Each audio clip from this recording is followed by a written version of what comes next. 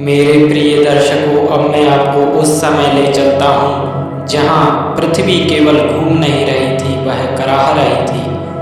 वह कोई समय, एक दिन, एक वर्ष या एक राजा का नहीं था। वह युगों से जमा होता हुआ वह बोझ था जो तब बनता है जब रक्षक ही भक्षक बन जाए। राजाओं के हाथों में तलवारें थी पर हृदय में धर्म नहीं था।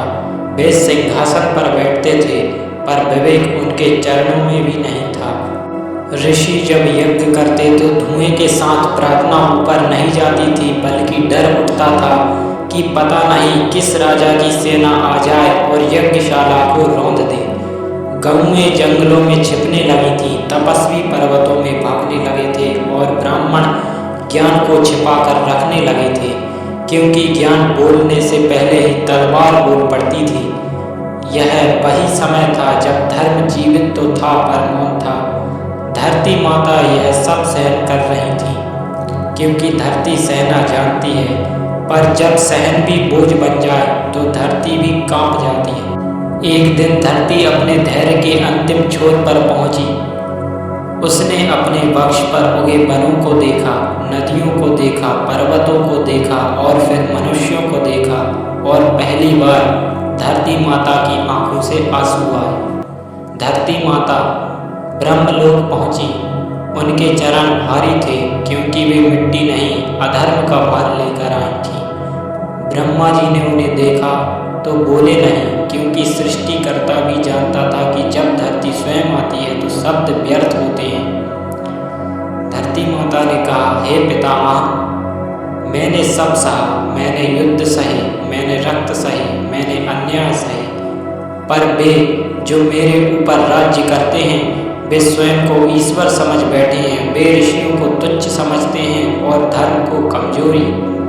ब्रह्मा जी ध्यान में लीन हुए। वैकुंठ तक वह पीड़ा पहुंची और तब भगवान विष्णु ने नेत्र खोले। उनकी दृष्टि में करुणा थी, पर भीतर एक निर्णय भी था।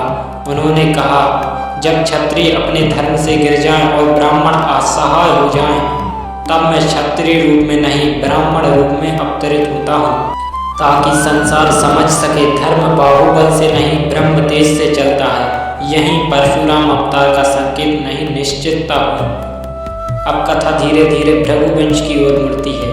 उस वंश में एक तपस्वी थे जिनका नाम था जमदग्नि। वे कम बोलते थे, पर जब बोलते थे तो वेद बोलते थे। उनका शरीर साधारण था, पर उनके भीतर अग्नि जलती रहती थी। उनकी पत्नी थी माता रेणुका। रेणुका कोई साधारण स्त्री नहीं थी, वे तप की सहचरी थी। उनका मौन कई व्रतों से बड़ा था। उनका आश्रम नर्मदा के तट पर था। नर्मदा वहाँ बहती नहीं, वहाँ सुनती थी। मेरे प्रिय दर्शकों, नर्मदा का तट शांत था, पर वह शांति निर्जीव नहीं थी, वह तप की शांति थी। महर्षि जमदग्नि का आश्रम किसी नगर की तरह बड़ा नहीं था, पर उसमें जो व्यवस्था थी वह किसी सम्राट के राज्य से कम नहीं थी।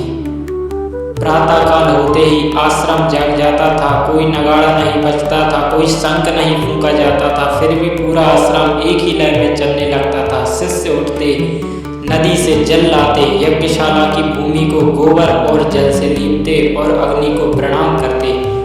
महर्षि जमदग्नि उस अग्नि के सामने बैठते थे जिसे उन्होंने वर्षों तप से सिद्ध किया था। वह अग्नि लकड़ी से नहीं जलती थी, वह संयम से जलती थी। माता रेणुका प्रत्येक दिन नर्मदा से जल लाती थी, और यह कोई साधारण जल नहीं था। शास्त्र कहते हैं, माता रेणुका अपने पतिव्रत के बल से रेत से बना घड़ा जल से भरकर लाती थी। वह घड़ा मिट्टी का नहीं था, वह संयम का बना हुआ था। जब तक उनका मन पूर्णतः शुद्ध रहता, घड़ा वैसा ही बना रहता। माता रेणुका का जीवन किसी कथा का हिस्सा नहीं था, वह स्वयं एक व्रत था। वे कभी ऊंचा नहीं बोलती थी, कभी आंख उठाकर नहीं देखती थी और कभी अपने सुख का विचार नहीं करती थी। उनका संसार महर्षि जमदग्नि के चरणों में था। अब उस दिव्य गौ की बात सुनिए जिसने इस कथा को रक्त और क्रोध तक पहुंचा दिया। कामधेनु। वह गाय चलती नहीं थी, वह आश्रम को जीवित रखती थी। जब कोई अतिथि आता तो भोजन पहले नहीं, भाव पहले परोसा जाता था। और कामधेनु उस भाव को समझती थी।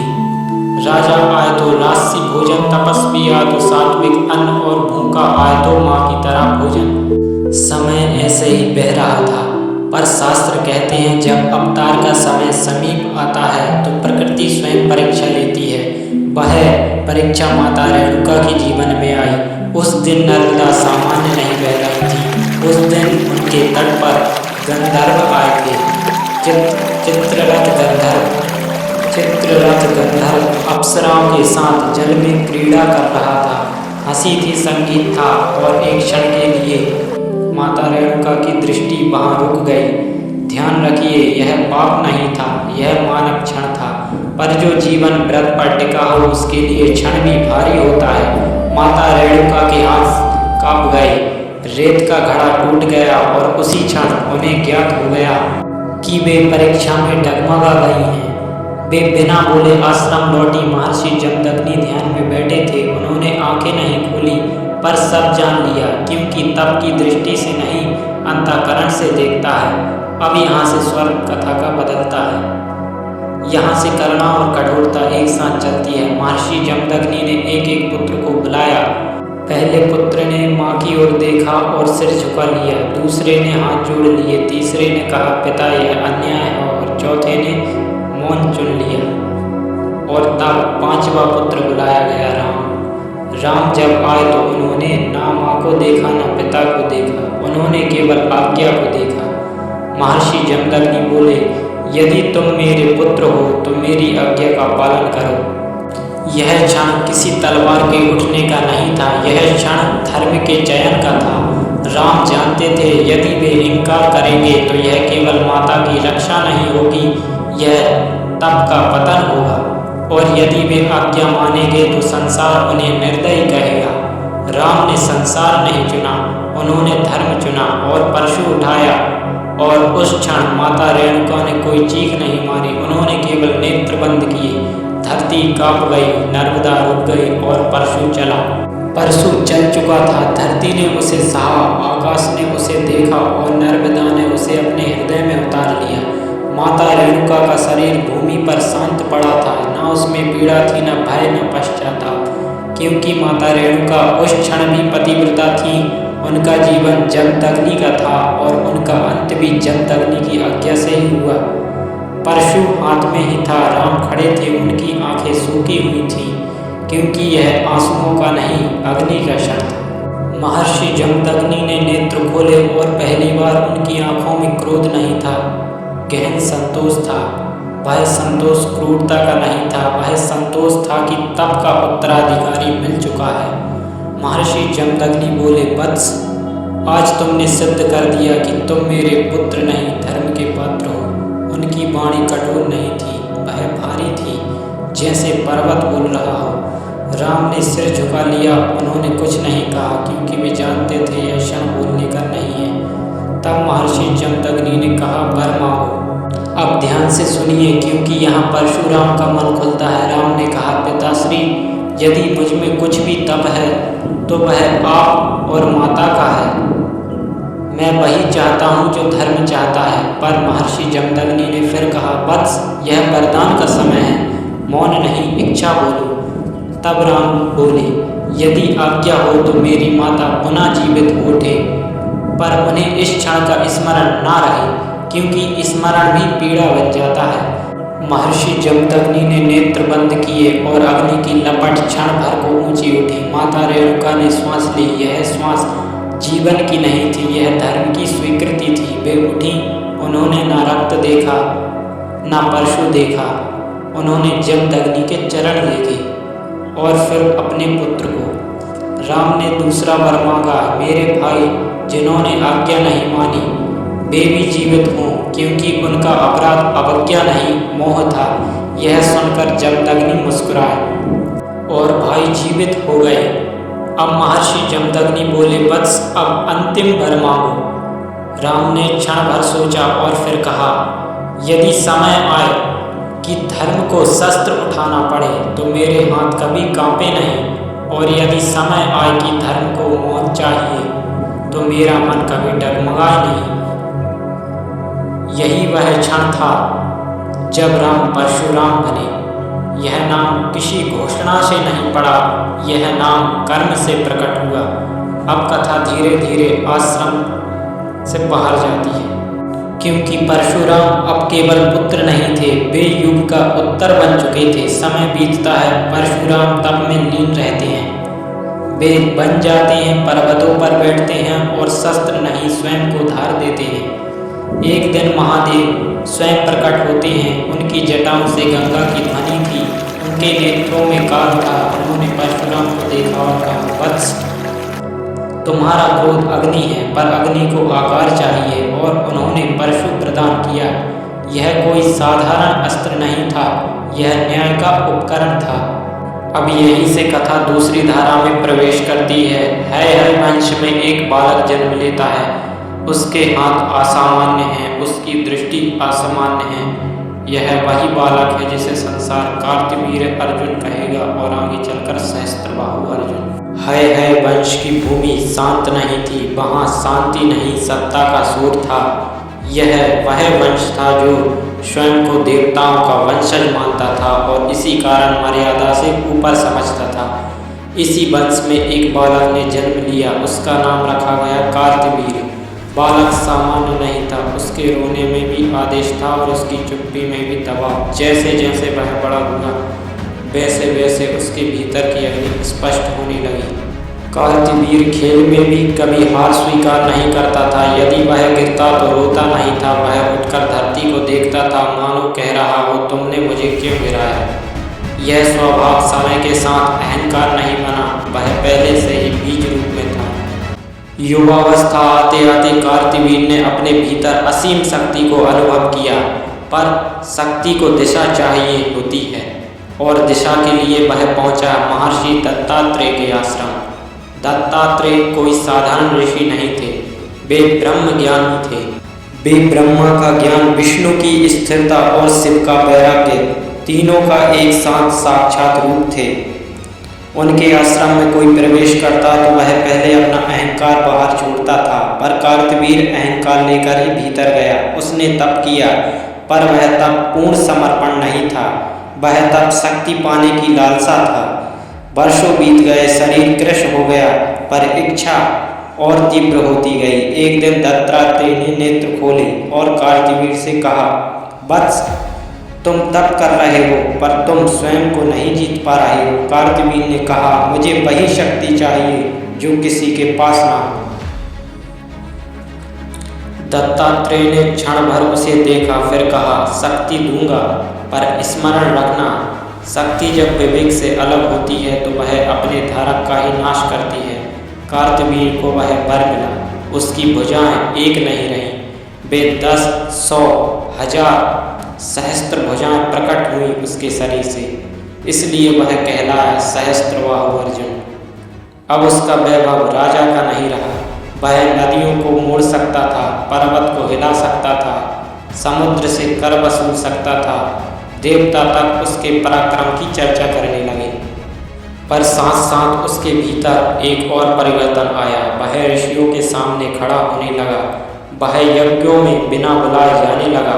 वह यह भूल गया कि राजा का धर्म रक्षा है और अहंकार विनाश। समय बीता। एक दिन सहस्त्रबाहु अर्जुन शिकार पर निकला। उसकी सेना जंगल को कांपने पर मजबूर कर रही थी और वही जंगल नर्मदा के तट पर पहुंचा, जहां महर्षि जमदग्नि का आश्रम था।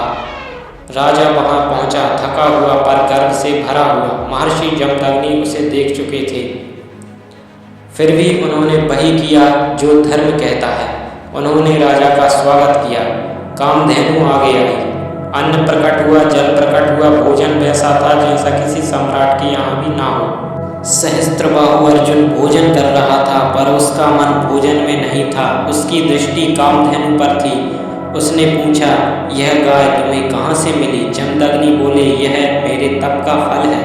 राजा हंसा और कहा, तब एक ब्राह्मण के पास इतनी संपत्ति, यही राजा का पतन पूर्ण हो गया। उसने कामधेनु मांगी, जमदग्नि ने मना कर दिया और राजा ने बल प्रयोग किया। कामधेनु रोती हुई आश्रम से ले जाई गई। उसकी ध्वनि नर्मदा ने सुनी, आकाश ने सुनी और वह ध्वनि परशुराम तक पहुंची। जब परशुराम लौटे तो आश्रम मौन था। मौन ऐसा जो चीख से भी अधिक भारी होता है। जमदग्नि ने सब बताया। परशुराम कुछ नहीं बोले, उन्होंने केवल परशु उठाया। अब यहाँ से कथा उस मार्ग पर बढ़ती है जहाँ लौटना नहीं होता। पर अभी एक और अधर्म शेष था। सहस्त्रबाहु अर्जुन के पुत्र पिता के अपमान से क्रोधित हुए वे लौटे और महर्षि जमदग्नि का वध कर दिया। जब परशुराम जी आए तो उन्होंने पिता को भूमि पर पड़ा देखा। उन्होंने विलाप नहीं किया, उन्होंने केवल धरती को देखा और कहा, अब न्याय बोलेगा। सहस्त्रबाहु अर्जुन का अहंकार अब चरम पर था। उसने सोचा कि कोई उसे नहीं रोक सकता, लेकिन जब परशुराम जी की दृष्टि उस पर पड़ी तो उसने महसूस किया कि यह कोई साधारण व्यक्ति नहीं है। यह वही अवतार था जिसने धर्म और तप की शक्ति को समेट रखा था। परशुराम जी ने अपने परशु को हाथ में उठाया। उनकी दृष्टि केवल क्रोध की नहीं थी, वह धर्म की अनिवार्यता थी। सहस्त्रबाहु अर्जुन ने हजारों हाथ उठाए, लेकिन उनका पराक्रम परशुराम जी के एक दृष्टि के सामने नगण्य था। दोनों की पहली भेंट हुई। हजारों हाथों का टकराव और हजारों अस्त्रों का प्रहार एक साथ हुआ। धरती कांपी, जंगल ध्वस्त हुए, नदियां उफान पर बहने लगी। लेकिन परशुराम जी न केवल स्थिर खड़े थे, बल्कि हर प्रहार का सामना इतनी सहजता से कर रहे थे जैसे धर्म का न्याय खुद अपने हाथों में उठा लिया हो। परशुराम जी ने पहला प्रहार किया। सहस्त्रबाहु अर्जुन ने हजारों हाथ एक एक करके काटते गए। परशुराम जी ने पहला परशु चलाया। सहस्त्रबाहु अर्जुन के हजारों हाथ एक एक करके कटते गए।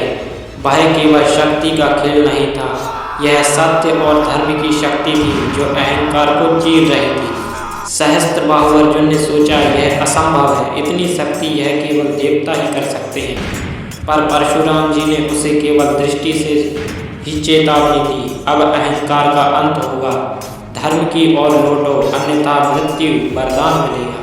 सहस्त्रबाहु अर्जुन ने महसूस किया कि अब कोई मार्ग नहीं बचा। ना मित्र, ना सेना, ना वरदान उसकी रक्षा कर सकते थे। सहस्त्रबाहु अर्जुन ने अपनी शस्त्र शक्ति का पूरा उपयोग किया, लेकिन परशुराम जी के परशु का प्रहार हर बार हजारों अस्त्रों हाथों को ध्वस्त कर देता। और अंततः वह क्षण आया जब परशुराम जी ने अपने परशु का निर्णायक प्रहार किया। सहस्त्रबाहु अर्जुन का शरीर कट गया, उनकी शक्ति क्षीण हो गई, उसके अहंकार का नाश हो गया और धर्म का विजय पताका लहराने लगा। परशुराम जी ने केवल हाथ नहीं उठाए, उन्होंने न्याय और धर्म के लिए संपूर्ण अहंकार का वध कर दिया। यह कोई साधारण युद्ध नहीं था, यह युगों तक की चेतावनी थी कि अधर्म का अंत केवल बाहुबल से नहीं बल्कि तप, विवेक और धर्म से होता है। सारा क्षेत्र शांत हो गया। न केवल युद्ध भूमि बल्कि आकाश और पृथ्वी भी इस न्याय के प्रभाव से स्थिर हो गए। परशुराम जी ने अपना परशु भूमि पर रखा। उनकी दृष्टि अब केवल ध्यान में स्थिर थी। वे जानते थे कि उनका कार्य धर्म की रक्षा के लिए था। वे चिरंजीवी बनकर युगों तक धर्म की रक्षा करेंगे और यह व्रत उन्होंने अपने तप और परशु के साथ निभाया। परशुराम जी का पराक्रम केवल सहस्त्रबाहु अर्जुन तक सीमित नहीं रहा। उनका उद्देश्य था अधर्म के शत्रुओं का संहार, जो पृथ्वी पर धर्म की रक्षा के मार्ग में बाधक बन गए थे। यह कार्य उन्होंने केवल क्रोध से नहीं बल्कि धर्म और न्याय की पवित्र दृष्टि से किया। वे प्रत्येक क्षत्रिय को देखकर यह नहीं देखते थे कि वह बड़ा है या छोटा, वे केवल देखते थे क्या वह धर्म का पालन करता है या नहीं। और जो धर्म का पालन नहीं करता था वह उनके परशु का शिकार बनता था। सारा संसार कांप उठा, राज्य, नगर, वन, कहीं भी क्षत्रियों का अहंकार प्रकट होता, परशुराम जी वहां पहुंचते और अपने परशु का न्याय करते। वे केवल युद्ध नहीं करते थे, वे धर्म और तप का प्रत्यक्ष रूप थे। जहां परशुराम जी का कदम पड़ता वहां भूमि भी स्थिर हो जाती। उनकी दृष्टि में कोई छल नहीं था। उनके हाथ में परशु केवल शस्त्र नहीं था बल्कि सत्य और न्याय का प्रतीक था। परशुराम जी ने हजारों वर्षों तक यह कार्य किया, कभी दिन में, कभी रात में, कभी बारिश में, कभी सूरज की तपिश में, और उन्होंने केवल अधर्मी क्षत्रियों का वध किया, शांति और धर्म का मार्ग फिर से स्थापित करने के लिए। लेकिन उनकी क्रांति केवल युद्ध में नहीं थी, वे तपस्वी भी थे। युद्ध के बीच में भी वे ध्यान करते थे, अन्न और जल का सेवन सीमित करते और अपने परशु का शुद्धिकरण स्वयं करते। वे जानते थे कि शक्ति का दुरुपयोग किसी भी समय विनाश ला सकता है, इसलिए उनका हर कदम संतुलित और दिव्य था। एक समय आया जब उन्होंने संपूर्ण पृथ्वी के अधर्मी क्षत्रियों का संहार कर दिया। राजा और सामंतों के बीच यह भय फैल गया। वे जानते थे कि अब कोई भी अधर्मी कार्य सुरक्षित नहीं रहेगा, लेकिन परशुराम जी ने केवल विनाश नहीं किया, उन्होंने धर्म और न्याय की स्थापना की। जो क्षत्रिय धर्म का पालन करता था उसे उन्होंने सम्मान और सुरक्षा दी। उनकी क्रांति से केवल युद्ध भूमि नहीं बदली, संपूर्ण पृथ्वी में धर्म की शक्ति प्रकट हुई। नदियाँ साफ हुई, वन शांत हुए और ब्राह्मण तपस्वी साधु एक बार फिर स्वतंत्र होकर अपने धर्म का पालन करने लगे। इसके बाद परशुराम जी ने अपने परशु को रख दिया और ध्यान तप में लीन हो गए। वे आज भी चिरंजीवी हैं, वहाँ नहीं कि केवल शरीर में दिखाई दे, बल्कि वह ध्यान, तप और न्याय के रूप में हमेशा उपस्थित हैं। उनका जीवन हमें यह सिखाता है कि शक्ति का असली उपयोग केवल धर्म और न्याय के लिए होना चाहिए। अधर्म चाहे कितना भी बड़ा हो, यदि तप, विवेक और धर्म उसके सामने खड़ा हो तो वह क्षणभंगुर है। और यही कारण है कि परशुराम जी का वध केवल सहस्त्रबाहु अर्जुन तक सीमित नहीं है। संपूर्ण अधर्मी क्षत्रियों का संहार, धर्म की रक्षा और तप के मार्ग का प्रकाश, यही परशुराम जी का चिरंजीवी संदेश है। प्रिय दर्शकों, आज हम जिस कथा का सफर पूरा कर रहे हैं वह केवल एक व्यक्ति की कथा नहीं है। यह कथा है धर्म और अधर्म के बीच के संघर्ष की, न्याय और अन्याय के टकराव की और सत्य की शक्ति की। परशुराम जी वह अवतार हैं जिन्होंने अपने परशु से सहस्त्रबाहु पर अर्जुन का वध किया और धरती पर फैले अधर्मी क्षत्रियों का संहार कर धर्म की पुनर्स्थापना की। वे केवल वीर नहीं थे, वे तपस्वी थे, वे न्याय की प्रत्यक्ष शक्ति थे, वे चिरंजीवी थे। हमने देखा कि कैसे उनका जन्म, उनका पालन पोषण, उनका तप, उनका क्रोध और उनका शस्त्र सभी मिलकर संसार के लिए धर्म का मार्ग बनाते हैं। वे हमें यह भी सिखाते हैं कि शक्ति का प्रयोग केवल अपने अहंकार के लिए नहीं बल्कि न्याय और धर्म के लिए होना चाहिए। और यही संदेश, यही शिक्षा है जो परशुराम जी का जीवन हमें देता है। आज हम इस कथा को यहीं विराम देते हैं, लेकिन ध्यान रहे परशुराम जी केवल इतिहास के पात्र नहीं हैं, वे आज भी हमारे बीच हैं, हमारे हृदय में हैं। और जब भी अधर्म बढ़ेगा उनकी शक्ति और न्याय की ऊर्जा हमें याद दिलाएगी कि धर्म की रक्षा हमेशा संभव है। तो यही है परशुराम भगवान की कथा, जन्म से लेकर सहस्त्रबाहु अर्जुन का वध, धर्म की स्थापना और चिरंजीवी तप का संदेश। आप बस इसे अपने हृदय में उतार लें और याद रखें, हर कथा का उद्देश्य केवल मनोरंजन नहीं बल्कि धर्म और न्याय का स्मरण कराना है। आज के लिए बस इतना ही। आपके साथ यह यात्रा इतनी लंबी रही और इतनी गहरी रही कि हम इसे धीरे धीरे अपने हृदय में महसूस कर सकें। धन्यवाद। जय श्री परशुराम।